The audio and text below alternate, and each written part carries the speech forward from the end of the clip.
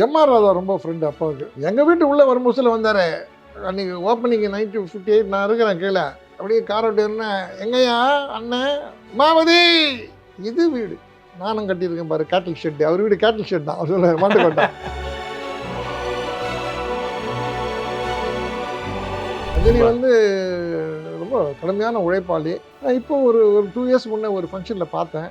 கூப்பிட்டு பேசினார். ரொம்ப நாள் ஆச்சு பார்த்து பேசினார். நான் வந்து உங்கள் அப்பா கிட்டே பேசி வேலைக்காரனுடைய படம் இப்போ தியேட்டர் கிடைக்கல, ஆனந்த் தியேட்டரில் தான் போட சொன்னேன். வந்து போட்டார். இப்போ திடீர்னு என்ன பண்ணுறீங்கன்னாரு. நான் ஃப்ரீயாக தான் இருக்கேன். சரி காலம்பகத்தில் ஒரு ஃபார்ம் ஹவுஸ் பண்ணியிருக்கேன், வாங்கலை போகலான்னு கூப்பிட்டு போனார். கூப்பிட்டு போய் அந்த பெரிய ஃபார்ம் ஹவுஸ் வாங்கியிருக்காரு. அது எக்ஸ்ட்ரா கொஞ்சம் இடம்லாம் இருந்ததெல்லாம் என்னன்னு கேட்டேன். எல்லாம் என் தொழிலாளர்களுக்கு வாங்கினேன். அது இல்லாத எடிட்டிங்லாம் மிஷின் நான் ஒன்று வச்சுருந்தேன். அந்த எடிட்டிங் மிஷினில் தான் பாக்யராஜ் வந்து படம் பார்க்கும்போது சொல்ல முந்தானை முடிச்சு ஃபுல்லாக நான் வாங்கிட்டு வந்தேன் ஜெர்மனிலேருந்து.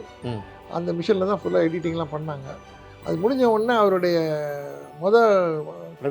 பிரவீனா அவங்க வந்து இந்த மிஷின் எனக்கு கொடுத்துரு, எனக்கு ஓணும்னு கேட்டாங்க. நிறைய பேர் எனக்கு இன்டர்வியூ பண்ணும்போது சொல்ல அப்பா இருந்தார், ப்ரூஸ்லி படம் ஓடிச்சு, என்டர் த ட்ராகனு, ப்ரூஸ்லி படம் இப்போ தான் ஓடுது. நாங்கள் இப்போ ப்ரூஸ்லிலாம் எலி தாங்க ஓடுது, மாட்டிட்டு இருக்கிறேன், கூட்டம் கிடையாது. இப்போ அது இன்டர்வியூவில் வரும்போது சொல்ல உங்களுக்கு பாப்கார்னு பிஸ்கட் இதெல்லாம் சாப்பிட்டு போட்டுருவாங்க. இந்த எலி தொல்லைகள் வந்து ரொம்ப தியேட்டர்லலாம் டேமேஜ் பண்ணுங்க, சீட்டெல்லாம் கிழிச்சு விட்டுருவோம். அப்புறம் ஏன் உங்களுக்கு தியேட்டர் நடத்த முடியல? உங்களால் நடத்த முடியும்னா சார்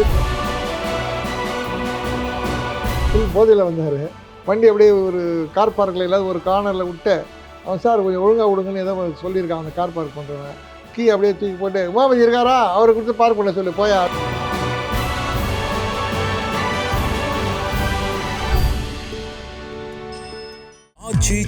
எந்த சமையலும் ருசி தேடும் ரகசியம் 20 ரூபாய். சிவாஜியை தவிர உங்கள் வீட்டில் வேற யார் பெரிய ஆக்டர்ஸ் வருவாங்க அதிகமாக?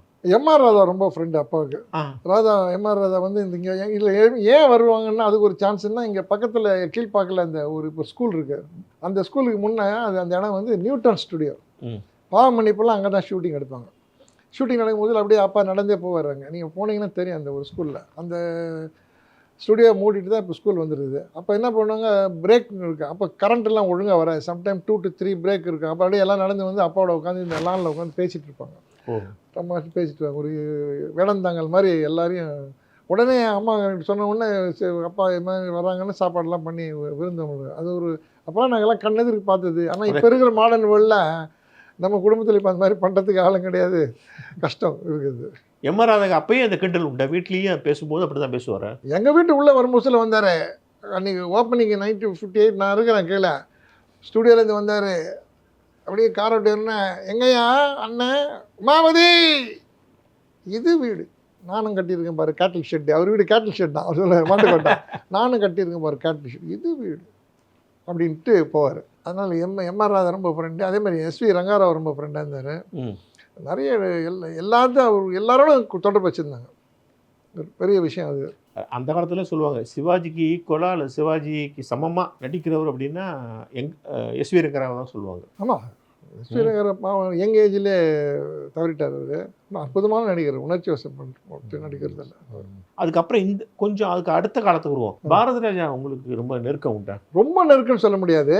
நான் வந்து டி நகரில் ஒரு சினிமா ப்ரிவ்யூ தியேட்டர் ஒன்று கட்டினேன். அது பேர் மூவி பேரடைஸ்ன்னு.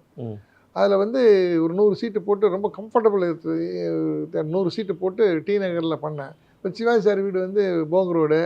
நடிகர் இவர் நம்ம புரட்சித் தலைவர் எம்ஜிஆர் சார் வந்து ஆர்காட் ரோடில் இருந்தார். அப்போ நைட் ஷோவில் அப்போ சிஎம் ஆகிட்டார் அவர். எல்லோரும் படம் பார்க்க வருவாங்க, என்னுடைய ப்ரிவ்யூ தியேட்டரில் படம் பார்க்க வருவாங்க.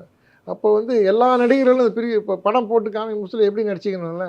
பாரதி ராஜா வந்து ஃபஸ்ட்டு படம்னு சொல்ல முடியாது, 16 வயதினில் எடுத்தாங்க. அதை போட்ட உடனே அது சூப்பர் ஹிட் ஆச்சு அந்த படம். அதுக்கப்புறம் கேஆர்ஜி ப்ரொடியூசர் வந்து எனக்கு ரொம்ப ஃப்ரெண்டு. கேஆர்ஜி உங்களுக்கு தெரியும். கேஆர்ஜி வந்து சிங்கப்பூர் ரோஜாக்கள் ஒரு படம் எடுத்தார். அப்போது சிங்கப்பூரில் வந்து ஒரு தமிழ்ச்சங்கத்துக்கு ஒரு விஐபி கேட்டாங்க. அப்போ என்கிட்ட கூப்பிட்டு சொன்னேன். நான் கொஞ்சம் சிங்கப்பூரில் தொடர்பு அதிகாரி இருந்தனால போகும்போது சொல்ல அவர் கூட வந்தார். பாரதி ராஜா சார் வந்து கூட எட்டும் போயிட்டு ஒன்றா தான் இருந்தோம்.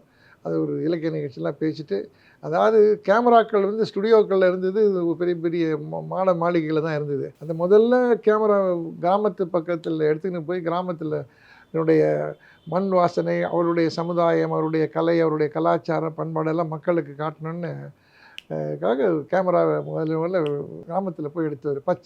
அது வைரமுத்து கூட அழகாக சொல்லுவார். அவர் காரில் போகும்போது எல்லாம் இந்த நெற்கதிர்கள்லாம் பார்த்தோன்னே பச்சை தாவாணி கட்டிய பருவ வயல்கள்னுவாங்க, அசரீர் பாடும் குயில்கள்னுமோ, கரைகளுக்கு நீதிமொழிகள் சொல்லி கொண்டே போகும் நதிகள், 2 தென்னை மரங்கள் வந்து சண்டை போடும், காற்றுல ஆடும்போது 2 தமிழில் சண்டை போட்டுக்கின்ற காட்சிகள் இருக்கும்.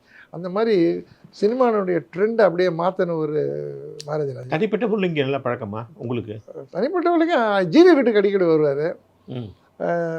ஏன்னா அவர் வந்து ஹாரிங்டன் ரோட்டில் ஒரு ஃப்ளாட்டில் இருந்தார் கொஞ்ச நாள், ஒரு 6-7 வருஷம். அப்போ ஏற்ற வீடு சிவா, இவர் வீடு நம்ம வெங்கடேஷ் ஜிவி இது. அப்போ அவர் நைட்டு டின்னருக்கு வரும்போது சொல்ல என்னையும் கூப்பிடுவார் பேசுறதுக்கு. ரஜினிகாந்த்லாம் அடிக்கடி வருவார். அவங்களாம் ரொம்ப க்ளோஸ் ஃப்ரெண்ட்ஸ். ஈவினிங்கில் எல்லாம் மீட் பண்ணுவோம். மணமகள் மண்டபத்தில் இருப்பாங்கலாம், என்ஜாய் பண்ணுவோம், பேசுவோம்.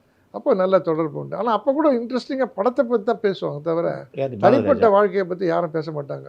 மக்களுக்கு சமுதாயத்தில் இதை செய்யணும்னு சொல்லுவாங்க, நிர்வாக திறமை இருக்கணும்னுவாங்க, நல்ல கொள்கையோட மக்களுக்கு சொல்லணும். அந்த காலத்தில் அந்த சமூக நீதிக்காக ஒரு நோக்கம் இருந்தது. இப்போ அதெல்லாம் கொஞ்சம் குறைஞ்சிக்கிட்டே வந்தது. இப்போ வந்து கமர்ஷியல் ஆகிடுச்சு. ரஜினி எப்படி பழக்கம்? ரஜினி வந்து அந்த மூவி பேரடைஸ்னு ஒரு படம் தியேட்டர் கட்டினேன் இல்லைங்களா, அது பக்கத்து வீடு வந்து ஒய்ஜி மகேந்திரன், அவங்க அப்பா ஒய்ஜி பார்சாதி இருந்தார். ஒய்ஜி பார்சாதி சாயங்காலம் 6 மணி ஆனால் நானும் வரும், ஒய்ஜி பார்சாதி பேசுவோம். அவர் என்னடா படம் அப்படின்னு கூடுவார், கூட வந்து படம் பார்ப்பார். ஒய்ஜி பார்சாதி அந்த வீட்டில் தான் ஒய்ஜி மகேந்திரன் இருந்தார். ஸோ மகேந்திரன் அடிக்கடி வருவார். ஆல்மோஸ்ட் எவ்ரிடே நாங்கள் மீட் பண்ணுவோம் ஈவினிங்கில். அவர் பாரு வீட்டில் இருப்பார். நல்ல படம் தான் நானே போய் கூப்பிடுவேன், நல்ல படம் ஒன்று போடுறாங்க பாரு. பாதி படம்லாம் போட்டுவாங்க, சில பேர் எடுத்து காட்டுறது அதெல்லாம் அவங்க அலோவ் பண்ண மாட்டாங்க. ஃபுல் படம் எல்லாம் அவர் முசில கூப்பிடுவேன். அவர் ஒய்ஜி பார்சாதி வருவார். அவர் ஒய்ஃப் அந்த அவருடைய மனைவியர் அந்த அம்மா ராஜலட்சுமி, ராஷ்மின்னு இதை சொல்லுவாங்க. ராஷ்மி தான் சொல்லுவாங்க. அவங்க ஸ்கூல்லாம் நடத்துகிறாங்க. அவங்க வந்து எப்போனா வந்துப்பாங்க, தொந்தரவு இல்லாத பார்ப்பாங்க. அவங்க வீட்டுக்கு நடிகர் இவர் எம்ஜிஆர் சார் வந்து சாப்பாட்டுக்கு வருவார். அந்த வெஜிடேரியன் சாப்பாட்டுக்கு மத்தியானத்தில் வருவார். சிஎம்ஆருக்கு மோஸ்ட்லியே வருவார் அவங்க வீட்டுக்கு. ஒய்ஜிபி வீட்டுக்கு வர சாப்பிடுவார். சாப்பிட வருவார். நல்ல வெஜ் வேணும்னா அங்கே வந்து சாப்பிட வருவார். நல்லா ரொம்ப லைக் பண்ணி போனார். ஒய்ஜி பார்சாதியும் அப்படி எல்லோரும் அவங்களாம் நாடகத்துலேருந்து வந்தவங்க சார்.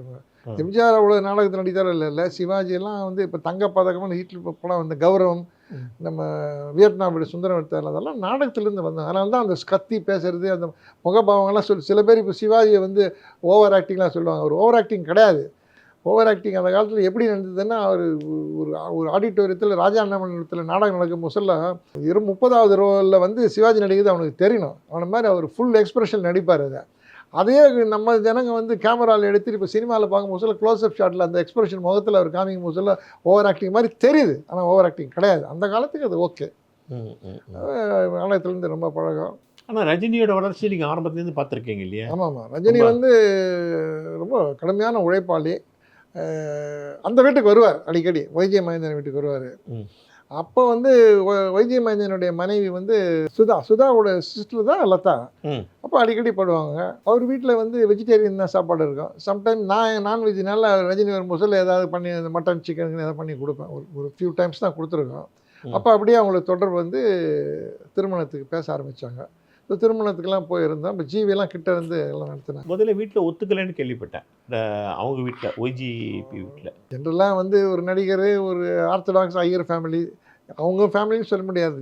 பொதுவாகவே அது கொஞ்சம் கஷ்டம். பட் இருந்தாலும் உங்களுக்கு புகழ் பணம் இருக்கும்போது அடி போட்டுரும் எல்லாத்துக்கும். அலோவ் பண்ணி எனக்கு அற்புதமாக நல்ல பேரில் 2 அற்புதமான குழந்தைங்களை பற்றி நல்லா தானே வாழ்ந்துட்டுருக்காரு போயஸ். இப்போவும் ரஜினி உங்களோட பழக்கம் உண்டா? இப்போ ஒரு 2 இயர்ஸ் முன்னே ஒரு ஃபங்க்ஷனில் பார்த்தேன். கூப்பிட்டு பேசினார். ரொம்ப நாள் ஆச்சு பார்த்து பேசினார். நான் வந்து உங்கள் அப்பா கிட்டே பேசி வேலைக்காரனுடைய படம் இப்போ தியேட்டர் கிடைக்கல, ஆனந்த் தியேட்டரில் தான் போட சொன்னேன், வந்து போட்டார் அப்படின்னு பேசினார். அப்போ திடீர்னு என்ன பண்ணுறீங்கன்னாரு. நான் ஃப்ரீயாக தான் இருக்கேன். சரி, நான் ஒரு கேளம்பகத்தில் ஒரு ஃபார்ம் ஹவுஸ் பண்ணியிருக்கேன், வாங்கலை போகலான்னு கூப்பிட்டு போனார். கூப்பிட்டு போய் அந்த பெரிய ஃபார்ம் ஹவுஸ் வாங்கியிருக்காரு. அந்த எக்ஸ்ட்ரா கொஞ்சம் இடம்லாம் இருந்ததெல்லாம் என்னென்னு கேட்டேன். எல்லாம் என் தொழிலாளிகளுக்கு கொடுத்துக்காக வாங்கினார். ஆனால் அவர் சைலண்ட்டாக பண்ணுறாரு, யாருக்கும் தெரியாத பண்ணுவார். அவர் ஒரு வீடு ராகவேந்திரா படம் வச்சுருந்தார். என்னை போய் உட்கார வச்சு, குக்கு நல்ல குக்கு, ஸ்விம்மிங் பூல் வச்சுருக்காரு, பாடியை ட்ரிம்மாக வச்சுருப்பார். என்னை கூப்பிட்டு ஒரு 5 hours அவருடையே இருந்தேன். என்ன சாப்பிட்றீங்கன்னு கேட்டு மட்டன் சிக்கன் இதெல்லாம் ஆர்டர் பண்ணி அவரே வீட்டிலே பண்ணி என்ன சாப்பாடு போட்டு சாப்பிட்ட ஒருபாட உட்கார வச்சு பேசி ஒரு 3 மணிக்காக கை கொடுத்து அனுப்பிச்சார். அப்புறம் முதல்ல அவர் ஃபஸ்ட்டு ஸ்டேஜ் ப்ரோக்ராம் பண்ணது சிங்கப்பூரில் தான். அது கூட நான் போயிருந்தேன். ஜிவி வர வேண்டியது, ஏதோ ஒரு வேலை காரணத்தினால் அவர் வர முடியல. நான் தான் கூட கூப்பிட்டு போயிருந்தேன். 12,000 பேர் கெப்பாசிட்டி அது, இண்டோர் ஸ்டேடியம் சிங்கப்பூரில். அதில் வந்து ரொம்ப மரியாதை கொடுத்தாரு. அந்த ஸ்டேஜில் 3 பேர் தான் உட்காந்தாங்க. ஒன்று அந்த ஆர்கனைசர் எஸ்ஏ நாதன் கேள்விப்பட்டிருப்பீங்க. அவர், ரஜினி, நான் உட்காந்து பேசணும். கூட அவருடைய மிஸ்ஸஸ் லதா மேடம் வந்திருந்தாங்க. அற்புதமான ஒரு ஃபங்க்ஷன் பண்ணாங்க. ஏன்னா எல்லாரும் இப்போ வந்து தொழில் காரணமாக எல்லாரும் அவங்க வேலையை பார்த்துட்டு இருப்பாங்க. சமயம் கிடைக்கும் போது கண்டிப்பாக பார்க்கறது உண்டு. பார்த்தா உட்காந்து பேசிட்டு போவார். கூட ஒரு கல்யாணத்துக்கு போனால் கிட்ட வந்து பேசிட்டு போனார். எங்கே? விஜயகுமாரோடைய பேத்தி கல்யாணம் வந்து ஈசிஆர் ரோட்டில் ஒரு இடத்துல நடந்தது. அங்கே கல்யாணத்தை முடிச்சு அப்படி வெளில போகும்போது நான் உட்காந்து அவர் நோட் பண்ணிட்டார். அவர் கிட்ட வந்து பேசி எப்படி இருக்கலான்னாரு. அவரும் மனிதன் டவுன் டு எர்த் மேன் அவர். அதனால தான் சரி நீங்கள் புகழின் உச்சியில் இருக்காரு. கமல் எப்படி பழக்கம் உங்களுக்கு? கமல் வந்து அவங்க அப்பா எங்கள் வீட்டுக்கு அடிக்கிட்டு வர்றாரு. காங்கிரஸ்காரர் அவர். சீனிவாச ஐயங்காரன்னு நினைக்கிறேன்.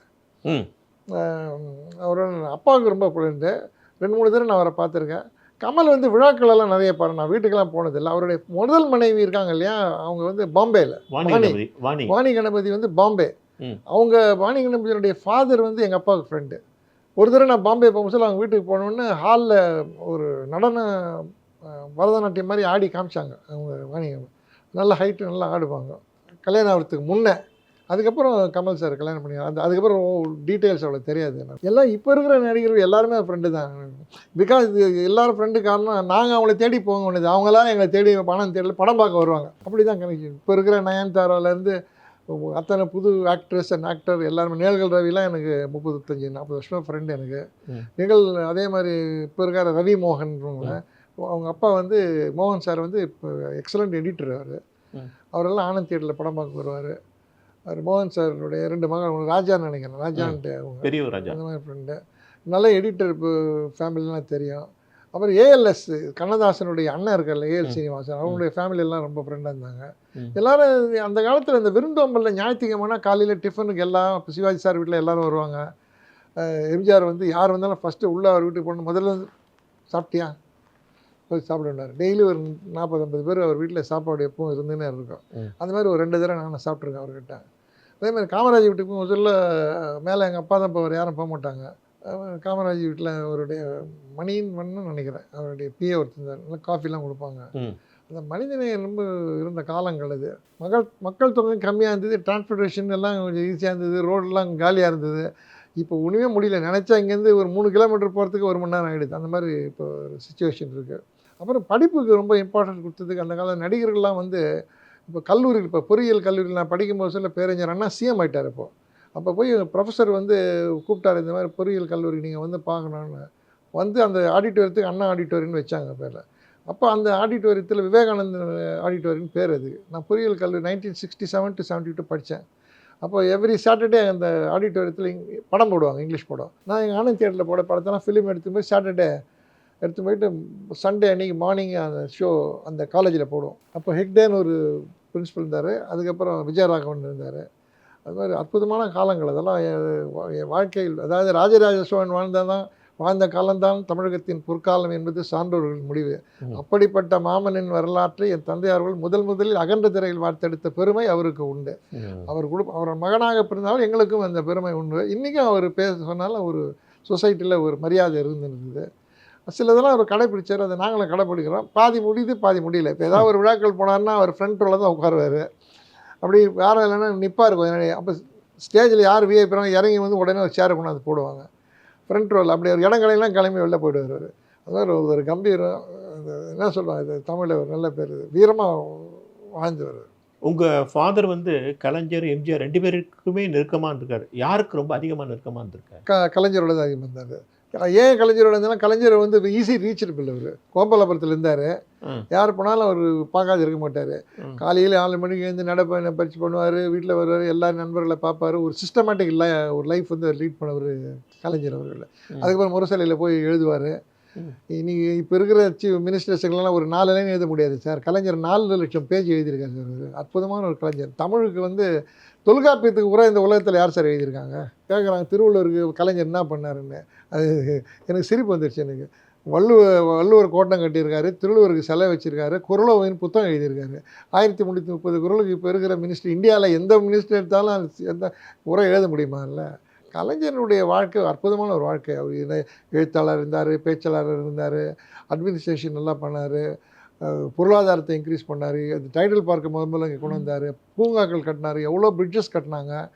தமிழுக்கு ஒரு கலைஞர்லாம் ஒரு அற்புதமான என்ன சொல்லலாம், பொக்கிஷன் தான் சொல்லலாம். அவர்கள்லாம் தனிப்பட்ட பொருள் அப்பாவோட இந்த ஜாலியாக பேசுவார். ரொம்ப ஜாலியாக பேசுவார். ரொம்ப ஜாலியாக பேசுவார். அவரோட ஒரு தடவை நான் வந்து ஒரு ஃபைனான்ஸ் கம்பெனி ஓப்பனிங்காக ஒரு மீட்டிங் போயிருந்தேன்.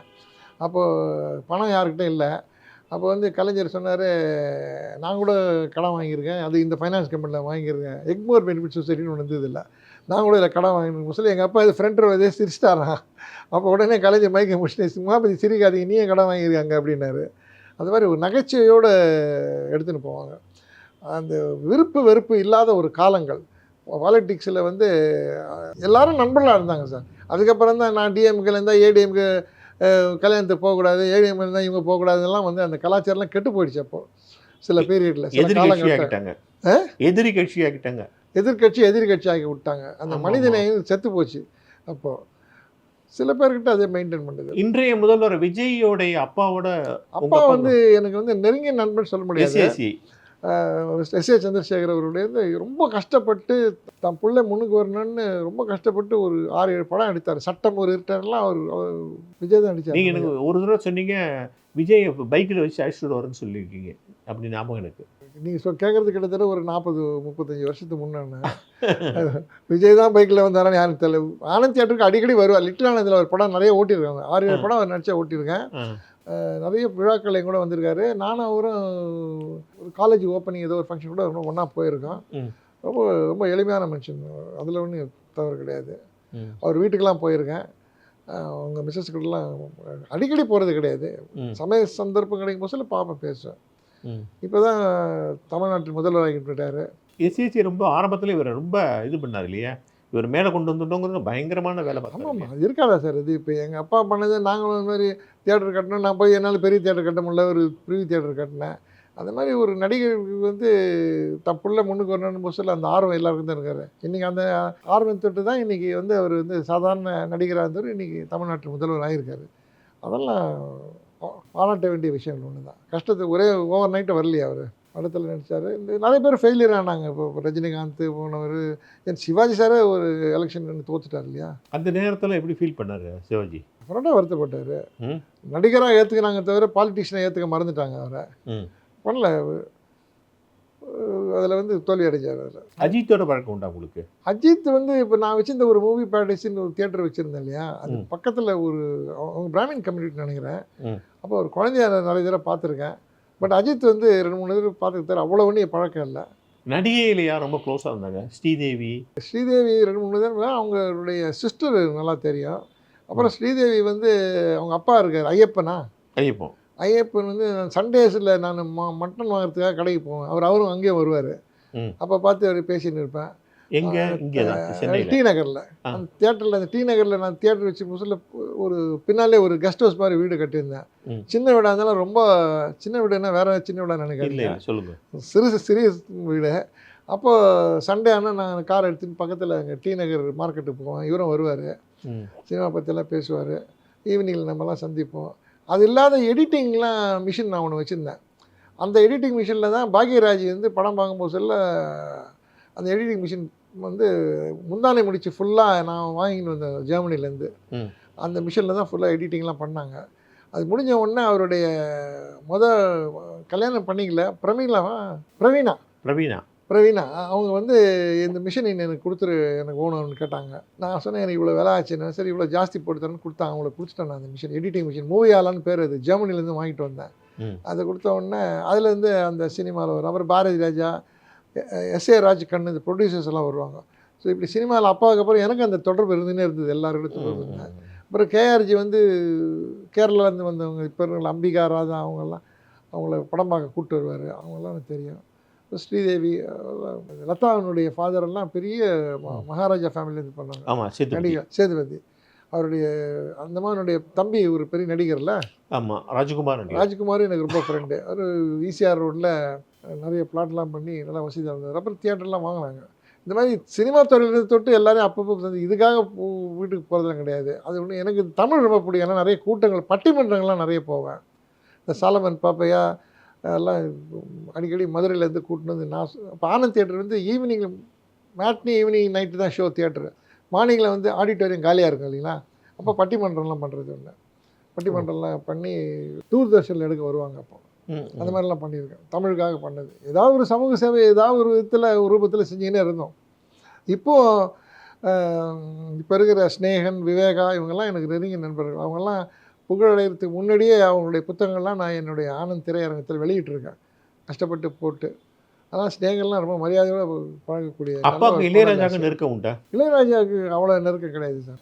உங்களுக்கு பழக்கம் உண்டான்னு கேட்டேன். எனக்கு கங்கை அமரனோட ரொம்ப பழக்கம் உண்டு. கங்கை அமரன் வந்து ஒரு 4 நாள் முன்னாடி அடிக்கடி பேசுவேன் நாங்கள். ஏன்னா கங்கை அமரன் அப்பப்போ ஏவிஎம் ஸ்டுடியோ போகும்போது அங்கே இருப்பார். வடுகுப்பட்டி கிராமத்து இவர் வைரமுத்து சார் அங்கே இருந்தார். இப்போ பாரதி ராஜா இல்லைன்னா கங்கை அமரன் தான் சொன்னார், இளையராஜா எங்களெல்லாம் கூப்பிட்டு வந்தார் பாரதி ராஜா. அதெல்லாம் வந்து அவருடைய தன் திறமையில் இன்றைக்கி மோசாட்டு உலகத்தில் டாப் மேன் மோசாட்டு அந்த மாதிரி. தனிப்பட்ட பழக்கம் கிடையாது உங்களுக்கு? தனிப்பட்ட பழக்கம் கங்கை அமரன் இருந்தது, இளையராஜா கிட்ட அவ்வளோ கிடையாது. ஒரே ஒரு காமராஜ் மெமோரியலில் காமராஜ் ஆடிட்டோரியத்தில் ஏதோ ஒரு ஃபங்க்ஷன் போகும்போது யாரோ விஐபி கூப்பிட்டுருந்தாங்க, இன்டர்வெல்லில் பேசிடுவாங்க. இப்போ மியூசிக் நடக்கும்போது இன்டர்வெல்லில் பேசுவாங்க, அதுக்கப்புறம் திருப்பி மியூசிக் ஆரம்பிப்பாங்க. அந்த மாதிரி நான் போய் உட்காந்துருந்தேன். எஸ்பி பாலசுப்ரமணியம் எங்கள் காலேஜ் பாடுவார். அவர் நான் செகண்ட் இயர் படிக்கும் போது அவர் ஃபஸ்ட் இயர் வந்து ஜாயின் பண்ணார். அப்புறம் பாதியில் டிஸ்கண்டினியூ பண்ணிட்டார். நல்லா பாடுவார் அவர். அப்போ அந்த விஐபி வரல. அப்போ ஏதோ ஒரு என்னை கை காமிச்சு இவர் கொஞ்சம் பேசுவார் அப்படின்னு நான் மேலே போனேன். அப்போ சுருக்கமாக திருக்குறள் மாதிரி பேசுகிறேன்னாங்க.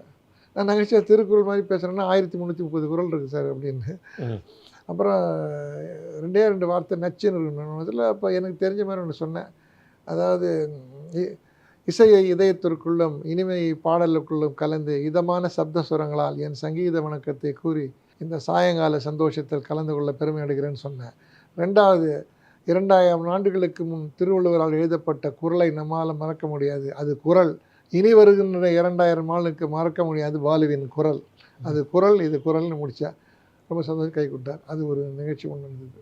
அதுக்கப்புறம் அவ்வளோ. இப்போ எனக்கு இந்த சினிமா துறையிலேருந்து தொட்டு உலகம் ஃபுல்லாக எல்லா நாட்டிலையும் எல்லா சிட்டிலையும் நண்பர்கள் அதிகமாக இருக்காங்க. அது நான் ஒரு இடத்துல பெருமையாக நினச்சிக்கிறது உண்டு. எங்கே போனாலும் ரிசீவ் பண்ணுறதுக்கு ஆள் இருக்காங்க.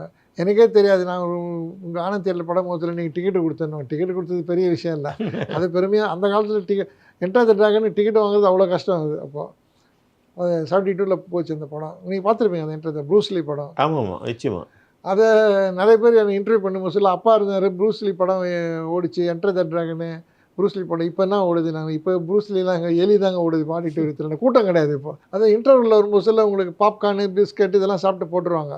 இந்த எலி தொல்லைகள் வந்து ரொம்ப தியேட்டர்லலாம் டேமேஜ் பண்ணிடும், சீட்டெல்லாம் கிழிச்சு விட்டுரும். அப்புறம் ஏன் உங்கள் தியேட்டர் நடத்த முடியல உங்களால்? நடத்த முடியும்னா சார், இப்போ ஒரு சொத்துன்னு ஒன்று இருந்ததுன்னா அப்பா கட்டினான்னு அப்பாவுக்கு இருந்தது சொத்து. அப்பாவுக்கு பிறகு அந்த ஒரே சொத்தில் அவ்வளோ இன்கம் கிடையாது, ஆனால் பெரிய சொத்து. நாங்கள் குடும்பத்தில் 6 பேர் குழந்தைங்க இருக்கோம். என்ன பண்ணுவாங்க, நீங்கள் தான் என்ன பண்ணுவீங்க? தியேட்டருக்குலாம் மதிப்பு குறைஞ்சி போச்சு, கூட்டமும் விடுறதில்ல.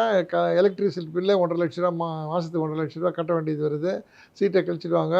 ஒரு படம் நல்லா ஓடினு போதில் அடுத்த படம் கேட்கும் போதில் இந்த படத்தை எடுக்க முடியாதுன்னா அந்த படம் வேறு தியேட்டர் கொடுத்துருவாங்க. அந்த மாதிரி எவ்வளோ தியேட்டர், ஆனந்த் தியேட்டருக்கு அப்புறம் கைட்டி தியேட்டர் முடியாச்சு, அலங்கார் முடியாச்சு, நிறைய முடியாது, எல்லா தியேட்டரும் முடியாச்சு. திரைப்படத்துக்கு தேவி பேரடைஸ் தான் பாக்கி இருக்குது. தேவைப்படத்தில் 2 பெரிய தியேட்டர் இருக்குது. அது ஒரு நல்ல விஷயம். அதாவது எப்படின்னா, தேவி தியேட்டர் கட்டினதுக்கு ஒரு மூல காரணம் எங்கள் ஃபாதரும் கூட சொல்லலாம். எப்படின்னா, ஆனந்த் சாந்தி தியேட்டரில் நல்ல படம் ஓடினும்போது சொல்ல தேவி செட்டியார் ஒரு படம் எடுத்தார். அதுக்கு சாந்தி தியேட்டர் கேட்டாங்க, எங்களால் கொடுக்க முடியலன்னா காரணம் வந்து நல்ல படம் ஓடினு சொல்லி எடுத்துகிட்டு எப்படி கொடுக்க முடியும், அந்த படம் கேட்டார்.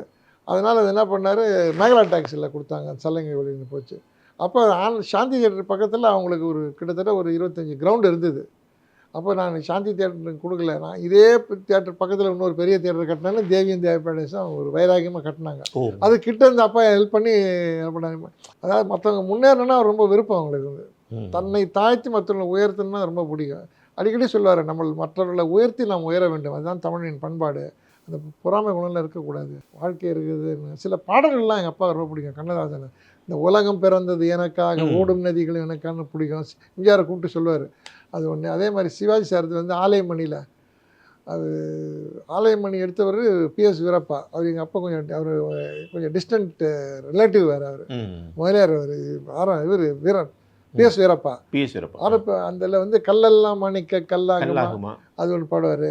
எங்கள் அப்பா நாங்கள்லாம் குழந்தையா இருக்கும்போது சொல்ல அப்போ சிவாஜி இந்த நான் பெற்ற செல்வம் நலமான செல்வம் தேன்மொழி பேசும் சிங்கா அது எங்களெல்லாம் குழந்தைய தூக்கி வச்சுக்கிட்டு பாடுவார்.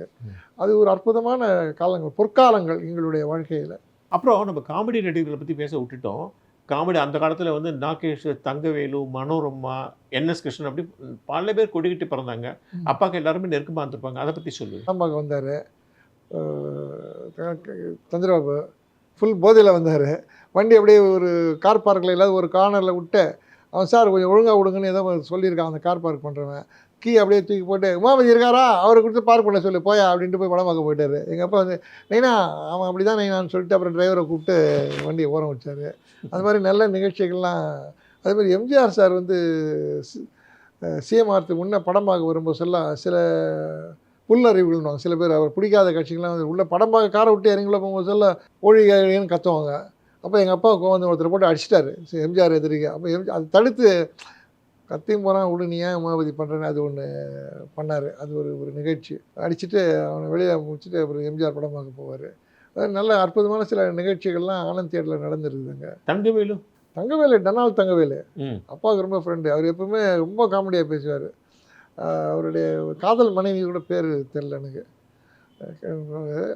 என்எஸ் கிருஷ்ணன் வந்து அவர்கிட்ட பேசும்போது சில விஷயம்லாம் சொன்னேன். மதுரை வந்து நகையை எடுத்து வாயில் வச்சுட்டு இப்படியே கட்சின்னு இருந்தாங்க. யார் யார் லேடிஸுக்கு ஜென்ரலாக நகை போட்டுருந்தாங்கன்னா இப்படி வாயில் வச்சு இப்படி பண்ணின்னு இருப்பாங்க. அதை பார்த்து என்ன மதுரமா அப்படின்னாங்க. அப்படின்னா எனக்கு என்எஸ் கிருஷ்ணன் நகைச்சுவையினர் நகையை அவங்க சுவை பண்ணியிருந்தாங்கல்ல நகைச்சுவைன்னு கமாண்ட சொல்லுவார். மனோரமா எப்படி பழக்கம்? மனோரமா வந்து நாடகத்துலேருந்து தெரியும். மனோரமா வந்து தில்லானா மோகனாம்பாள் படம் எடுத்தாங்க இல்லையா, அது வந்து சாந்தி தியேட்டரில் ஒரு நாள் ஓடிச்சு. அப்போ அந்த அம்மா அவங்க ஒரு மகன் ஒன்று பூபதினு இருந்தாங்க. அவங்களோட அடிக்கடி அந்த முகத்தில் வந்து ஒரு மாதிரி தமிழ் பேசி நடிப்பாங்க. அப்போ எங்கள் அப்பாவுக்கு வந்து நல்லா பழகுவாங்க அந்த அம்மா. வீட்டுக்கு இங்கே அடிக்கடி எங்கள் வீட்டு எங்கள் அம்மா 2 பேருக்கு ரொம்ப க்ளோஸ். அவங்க சாப்பிட்டெல்லாம் போவாங்க. அது பூபதி எனக்கு ரொம்ப க்ளோஸாக இருந்தார். பார்ப்பேன். பட் அவங்கள வந்து பார்க்குறது ரொம்ப கடினம். ஏன்னா கிட்டத்தட்ட 1000 படங்களுக்கு மேலே நடிச்சிருக்காங்க. வீட்டில் எப்போ போனாலும் ஸ்டூடியோவில் தான் இருப்பாங்க. ஒரு உழைப்பின் சிகரம் அந்த மாதிரி வருது. ஸோ நம்ம உரையாடல் வந்து முடியும் கட்டத்துக்கு வந்தாச்சு. உங்கள்கிட்ட பேசும்போது நேரம் போனதே தெரியல. ஏன்னா அந்த காலத்து சம்பவங்கள் நிறைய விஷயங்கள் எம்ஜிஆர் சிவாஜிலேருந்து ஆரம்பித்து மனோரமாலேருந்து ஆரம்பித்து திரைப்படம் மாதிரி கண்ணெதிரே கொண்டு வந்து காமிச்சு விட்டேன். அத்தனை பேரையும் கொண்டு வந்து கண்ணெதிரே கொண்டு வந்துட்டீங்க. அதெல்லாம் ஒரு அற்புதமான நேரம். அது ஒரு காலகட்டம். அது நான் ரொம்ப ரசித்து வாழ்க்கையை ரொம்ப அனுபவித்து ரசிச்சிருக்கீங்க. அப்பாவும் சரி நீங்களும் அப்படிதான். யாரை பார்த்தாலும் உதவி பண்ணுற ஒரு குணம் இருக்குது, எல்லாருக்கும் நடந்தது. அதெல்லாம் அப்பா கிட்டேருந்து கற்றுக்கிட்டான். மிக்க நன்றி சார். வாவு தமிழா நிகழ்ச்சிக்கு என்னை அழைத்து பேச வைத்ததுக்கு மிகவும் நன்றி. நன்றி சார். வணக்கம்.